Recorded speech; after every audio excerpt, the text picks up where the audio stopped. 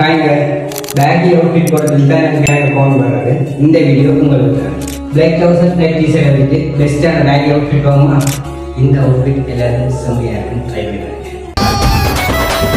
இப்போ தான் இந்த ஒரு காய்ச்சது நீங்கள் அயன் பண்ணி கொடுக்குறேன். டிஷர்ட் ஆக பேக்கியாக இல்லை, இந்த பிரிண்ட் கணக்கான பிரிண்ட் செம்மையாக இருக்கும்.